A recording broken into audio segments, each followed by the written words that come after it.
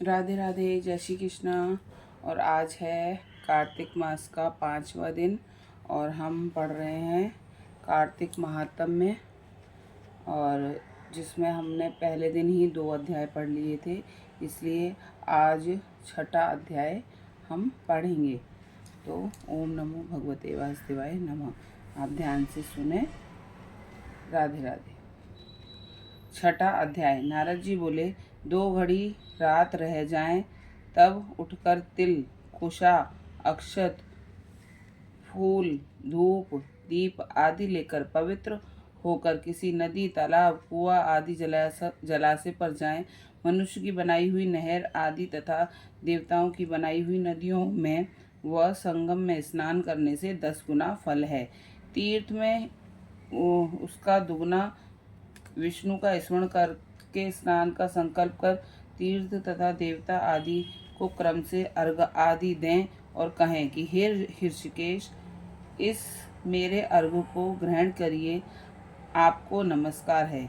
बैकुंठ में, प्रयाग में अथवा बद्रिकाक्षम में, जहाँ मुनि वेद और यज्ञों सहित जहाँ 3 प्रकार से विष्णु ने पद स्थापित किया है, वहाँ सब देवता हमारी रक्षा करें। हे कृष्ण, कार्तिक मास में दिए हुए अर्घ को ग्रहण कीजिए। भागीरथी, विष्णु, शिव, सूर्य आदि को नमस्कार करके जल में घुसे और नाभि पर्यंत जल में घुसकर विधि पूर्वक स्नान करें। गृहस्थी तिल और आंवले का चूर्ण मलकर स्नान करें। गृहस्थी जो लोग होते हैं वो, और विधवा स्त्री और सन्यासी तुलसी की जड़ की मिट्टी लगाकर स्नान करें, परंतु सप्तमी, अमावस्या, द्वितीया और त्रयोदशी इन तिथियों में आंवला और तिल ना लगावें। स्नान मंत्र। भक्ति भावना। जिन प्रभु ने देवताओं के कार्य के निमित्त रूप धारण किया था, वे कृपा करके मुझे पवित्र करें। विष्णु की आज्ञा से इंद्र सहित सब देवता कार्तिक के व्रत करने वालों की रक्षा करें। व्रती मनुष्य इस प्रकार स्नान करके हाथ में पवित्री धारण कर देव ऋषियों और पितरों का तर्पण करें। कार्तिक के महीने में तर्पण में जितने तिल होते हैं, उतने वर्ष पितर स्वर्ग में वास करते हैं। तदंतर जल में से निकलकर पवित्र वस्त्र धारण कर प्रातःकाल के कर्मों को समाप्त कर हरि भगवान का अर्चन करें। तीर्थ और देवताओं का स्मरण करके भक्ति पूर्वक गंध, पुष्प और फलों से अर्घ प्रदान करें। तब वेद पाठी ब्राह्मणों का पूजन करें। ब्राह्मण विष्णु रूप है, इसलिए अपने कल्याण चाहने वाले कदापि इसका अपमान और विरोध ना करें। फिर हरि की प्रिया तुलसी जी की पूजा कर परिक्रमा दें, नमस्कार करें और कहें कि देवताओं ने प्रथम तुम्हें बनाया, मुनियों ने पूजा है, सो तुम मेरे पाप को हरण करो। भक्ति पूर्वक पूर्वोक्त विधियों को करने वाला नारायण की सालोक्यता को प्राप्त होता है।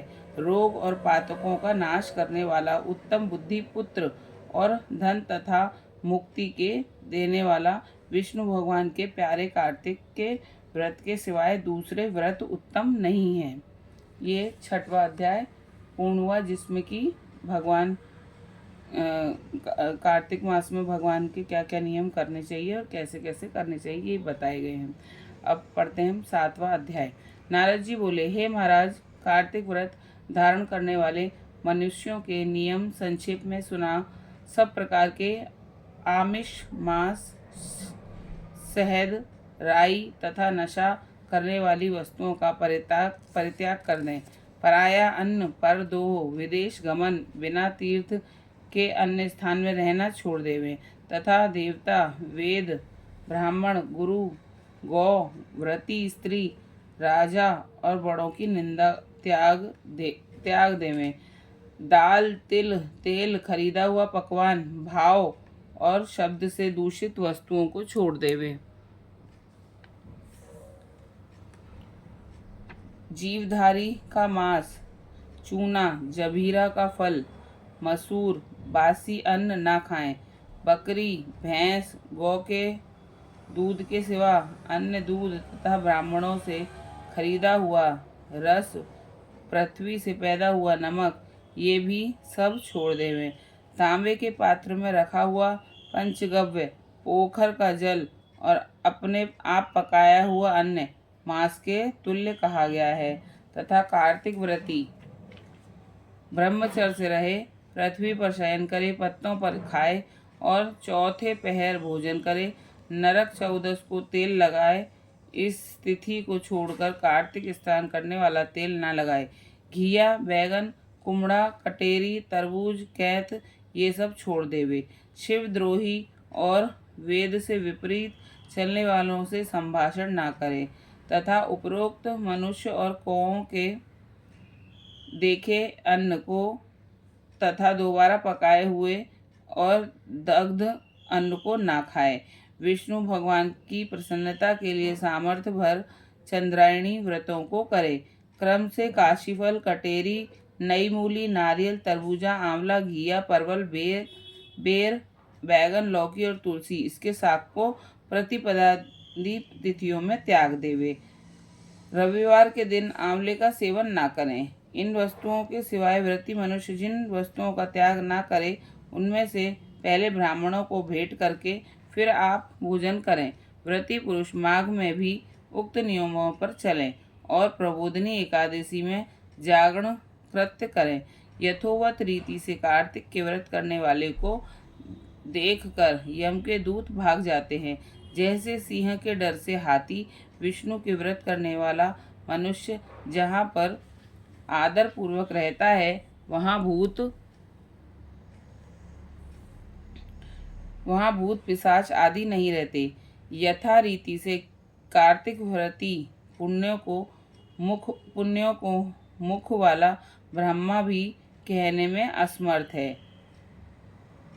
विष्णु का व्रत संपूर्ण पापों का नाश कर उत्तम धन, पुत्र, नाती, धान्य को बढ़ाने वाला है। इन व्रतों को नियम पूर्वक करने से अन्य तीर्थों के सेवन की क्या आवश्यकता है। ये सप्तम अध्याय समाप्त हो गया। इसमें बताया गया क्या क्या हमको खाना चाहिए और क्या क्या इस कार्तिक मास में जो व्रत रहते हैं उनको छोड़ देना चाहिए। राधे राधे। ओम नमो भगवते वासुदेवाय नमः। आज का कार्तिक जो महात्म्य है वो हमने 7 अध्याय तक पूरा कर लिया। अब कल से हम 8वां अध्याय करेंगे। राधे राधे।